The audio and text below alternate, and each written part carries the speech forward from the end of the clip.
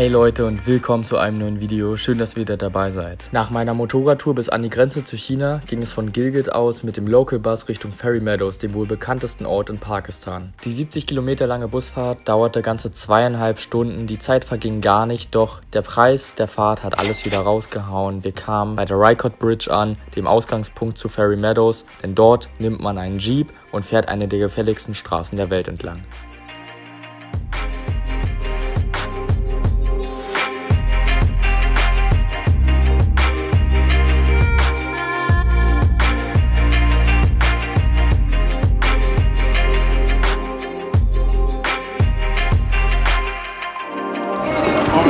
Leute, was war das für eine Fahrt?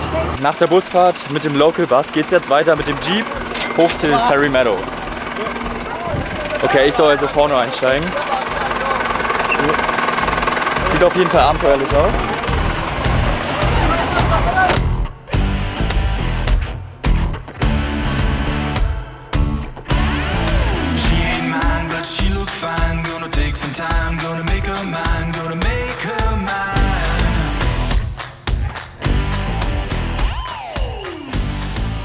Die Fahrt mit dem Jeep soll jetzt 1,5 bis 2 Stunden dauern. Es ist mega warm. Also hier kommt gar kein Wind an. Bisher macht es noch Spaß. Mal gucken, wie es so in der nächsten Zeit wird, weil ich glaube, da wird es noch um einiges abenteuerlicher. So Leute, jetzt geht es hier auf jeden Fall mal gut runter. Das ist so krass. Direkt neben uns hier. Heftig.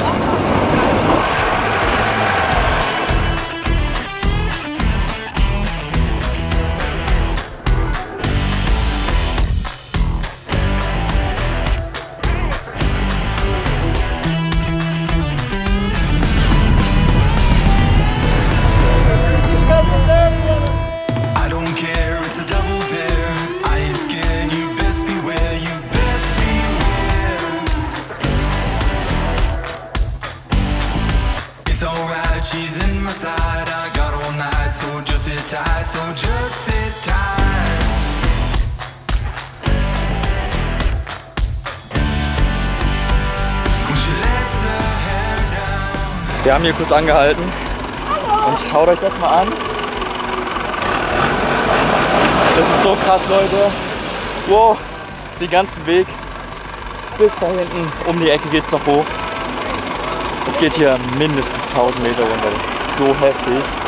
So Leute, die Kühlflüssigkeit muss noch ein bisschen nachgelegt werden, denn wir haben noch einen ganz guten Weg vor uns.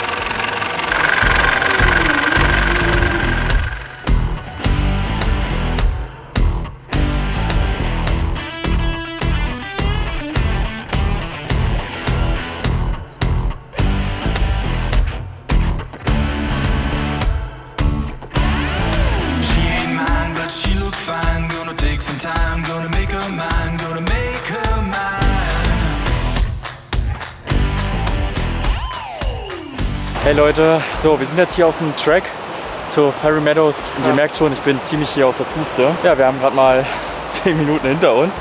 Aber irgendwie, ich finde es schon jetzt super anstrengend. Wir sind natürlich ein bisschen höher als jetzt beim Ausgangspunkt, wo wir mit dem Jeep gestartet sind. Aber ja, hier geht es auf jeden Fall noch einiges hoch. Also wenn alles klappt, dann sind wir in 2 Stunden oben und müssen uns erstmal eine Unterkunft suchen. Denn da gibt es einiges zur Auswahl. Mal schauen, wo es uns dann hin verschlägt und wie es da oben überhaupt so ist. Wir werden hier von der Polizei begleitet mit einer Kalaschnikow in der Hand. Das ist schon irgendwie ein komisches Gefühl. Aber der ist super, super nett. Wir haben auch gerade eben noch ein Foto gemacht. Und ja, der legt einen guten Zahn zu dafür, dass er schon so alt ist. Also hier ist er gerade. Er zeigt uns jetzt noch gerade, wie seine Waffe funktioniert. Voll unangenehm. Und ja, die ganze Munition. Ja, aber er freut sich vor uns, das Ganze zu zeigen. Deswegen können wir nicht Nein sagen. Ich denke mir so, keine Waffen. Für keine Waffen. Mehr Liebe. Neben den ganzen Eseln und Pferden gibt es dann auch hier noch Menschen, die das tragen. So krass, der hat locker 40, 50 Kilo auf dem Rücken. Das ist so heftig und der läuft auch bis nach oben, nach Fairy Meadows. Echt krass. Also mega Respekt an die Tiere als auch an die Menschen, die das hier tagtäglich laufen, muss ich mal ganz ehrlich sagen.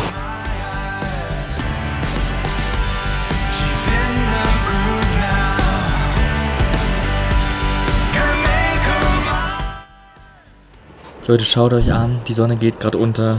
Das ist die Spitze des Nanga Parbat, ich glaube der 6. höchste Berg der Welt. 8100 und ein paar zerquetschte Meter hoch. Holy moly. Schaut euch das an. Und das sehe ich von meinem Bett aus. Guten Morgen Leute, das ist schon der nächste Tag hier aus Ferry Meadows. Wir haben hier unsere Holzhütte gestern Abend bezogen. Ich war einfach so unglaublich kaputt nach diesem 3-Stunden-Hike. Normalerweise bin ich ja eigentlich ziemlich gut ausgerüstet und gut in Kondition, aber gestern ging irgendwie nicht so klar und ja, auf 3.500 Metern Höhe, wo wir jetzt hier sind, hat es mich dann schon ein bisschen umgehauen und ich war ganz schön kaputt und wir haben nur noch Abendbrot gegessen, ein bisschen gequatscht, gechillt und sind dann doch um 8:30 schon schlafen gegangen. Ich weiß nicht, wann ich das letzte Mal in meinem Leben so früh schlafen gegangen bin, aber es zeigt, dass es auf jeden Fall ein anstrengender, abenteuerlicher und aufregender Tag war. Also die Jeepfahrt gestern, wow. Leute, was soll ich dazu sagen? Es war einfach heftig. Allein schon die Local-Busfahrt, naja gut, die hat eher so strapaziert als alles andere. Ja, aber jetzt gibt es erstmal Frühstück und dann machen wir uns auf zum Hike, zu einem Viewpoint. Da sollen wir den Nanga Parbat ziemlich gut sehen, denn den kann ich von meinem Bett aus schon sehen. Das ist einer der höchsten Berge der Welt. 8126 Meter hoch, habe ich mir gemerkt. Und ja, mal gucken, wie der Tag so wird. Ich bin gespannt. Aber ausgeschlafen bin ich auf jeden Fall.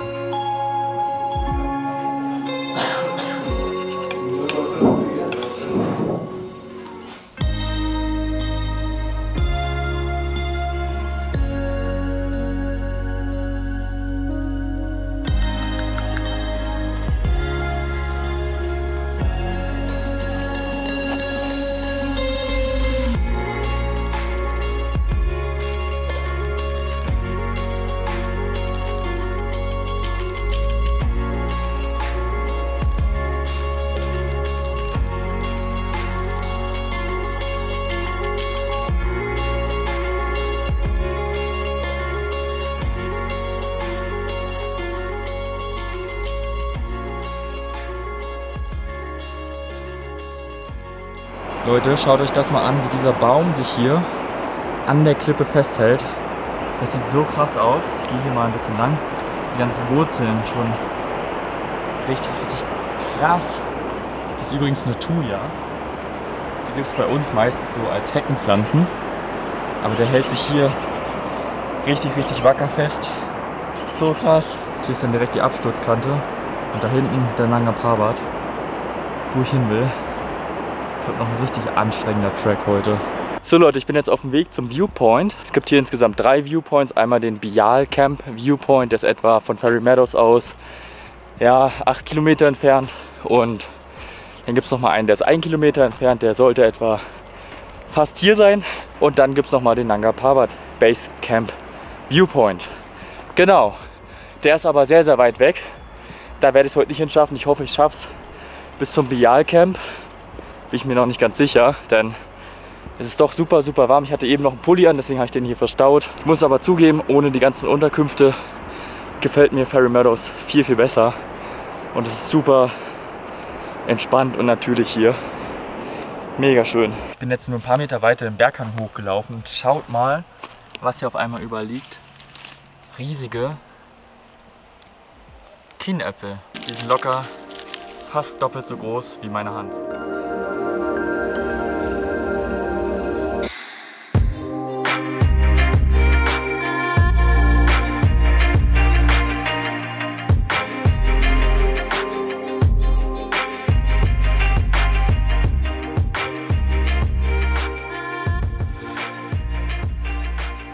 Bin ich circa 1,5 Stunden gelaufen. Schaut euch hier mal um. Hier steht kein Baum mehr. Das ist so krass. Und hier die Kettensäge. Und es ist nicht so, dass ich mir nicht bewusst wäre, dass ich Teil dieses Problems bin, dass Ferry Meadows als Paradebeispiel immer weiter wächst. Es kommen immer mehr einheimische Touristen, genauso natürlich auch ausländische, genauso wie ich, und wollen sich das hier anschauen, hören, ey, das ist wunderschön. Der Tourismus wächst einfach weiter und weiter. Und ja, natürlich muss hier irgendwie Baustoff her und dass man hier die Steine nicht hochträgt, um Häuser zu bauen, sondern hier das Holz lokal nimmt. Ihr habt ja selbst gesehen, das war ja die gefährlichste Straße, mindestens in Pakistan, wenn nicht sogar in Asien oder weltweit, die wir hierher gefahren sind. Da kann man nicht alles transportieren, aber ja, es hört einfach nicht auf. Überall an jeder Ecke hört man neue Kettensägen, überall liegen Bretter, die gesägt sind und ja, schon schade. Natürlich ist dieser Ort immer noch mega schön, aber hier oben in den Bergen braucht es mindestens 4, 5, 6 Mal so lange, bis sich der Wald regeneriert.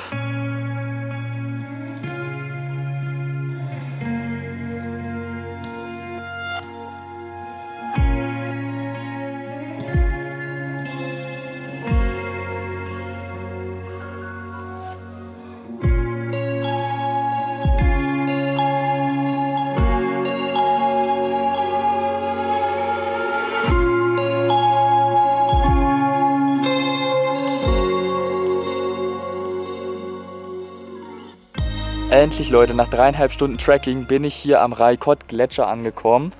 Beziehungsweise eher den Überresten hier in dem Tal, denn erst da oben geht er so wirklich wieder weiter. Ist schon ziemlich viel weggeschmolzen, aber noch viel beeindruckender ist, auch jetzt gerade, wo ihr seht, der Blick auf den Nanga Parbat, den 6. höchsten Berg der Welt mit 8.126 Metern. Dort vorne auf der Bergspitze befindet sich das Basecamp zum Trekking oder zum Hiking auf diesem Berg. Unglaublich, dass ich so nah rangekommen bin. Ich bin tatsächlich nicht mal bei dem richtigen Viewpoint, wo ich eigentlich hin wollte. Der ist hier so, ja, einmal um die Ecke. Da mir das aber viel zu viele Leute waren, habe ich gesagt, komm, suchst du den anderen Weg. Und ich habe hier so ein kleines, süßes Fleckchen Erde gefunden, direkt an der Abbruchkante zum Gletscher, so ca. 150, 200 Meter hoch. Richtig, richtig krass auf jeden Fall. Hier habe ich mich so positioniert, direkt an der Birke. Ich muss zugeben, dass Fairy Meadows meine Erwartungen weit, weit untertroffen hat.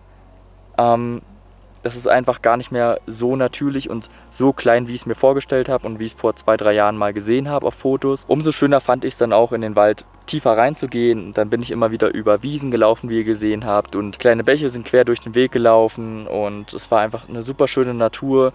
Man hat natürlich auch wieder einiges an Abholzung für Fairy Meadows, also für die ganzen Unterkünfte gesehen. Das war auch echt schade. Aber ansonsten hier dieser Ort ist super, super schön. Und umso weiter ich in den Wald reingegangen bin, umso schöner wurde es auch und umso mystischer. Also da würde ich sagen, hier in der Gegend hat Fairy Meadows wirklich seine wahre Bedeutung. Es sieht aus wie bei Herr der Ringe, total mystisch und ja, so verwunschen. Da würde ich sagen, das ist Fairy Meadows oder der Fairy Forest in dem Fall. Ihr habt es ja vorhin gesehen, das hat mir super gut gefallen und hier könnte ich auch echt noch 1, 2 Tage mitten im Wald bleiben, einfach mit Campingzeug, hätte ich genug Essen, denn ja, jetzt gerade geht es mir nicht so gut. Ich habe ganz schön irgendwie Bauchschmerzen. Ich glaube, das Essen gestern war nicht so gut. Und es gibt hier einfach nicht so viel zu essen, nicht so viel Auswahl. Und es macht auch nicht wirklich satt. Ich zeige euch jetzt auf jeden Fall noch ein paar Drohnenshots hier vom Gletscher. Und mit dem Blick auf den Nanga Parbat, denn, wie ich sehe, der Gipfel liegt schon wieder frei.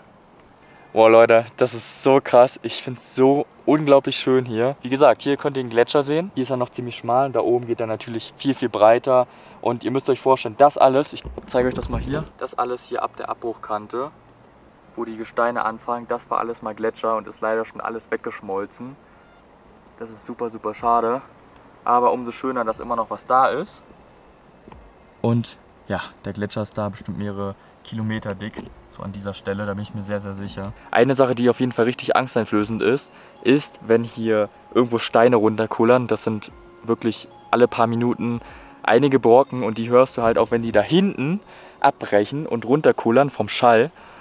Ja, das finde ich super krass und wollte ich euch nochmal irgendwie mitgeben, weil das sieht aus wie so eine Wüstenlandschaft fast hier, bis auf den Schnee. Wenn da mal so ein Stein runterkullert, klatscht er auf einen anderen Stein. Das hört sich so krass an. Und da weiß man schon, was da für eine gewaltige Kraft hintersteckt.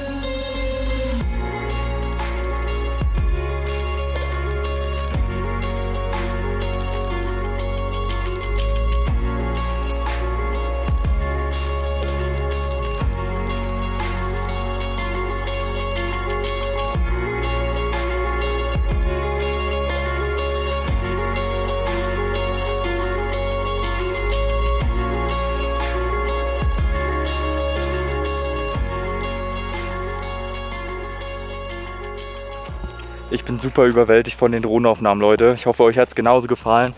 Wenn ja, lasst auf jeden Fall einen Daumen nach oben da.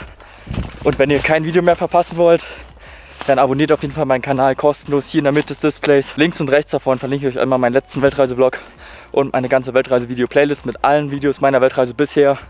Schaut da auf jeden Fall vorbei. Vielen Dank fürs Einschalten. Wir sehen uns beim nächsten Video. Bis dahin. Ciao.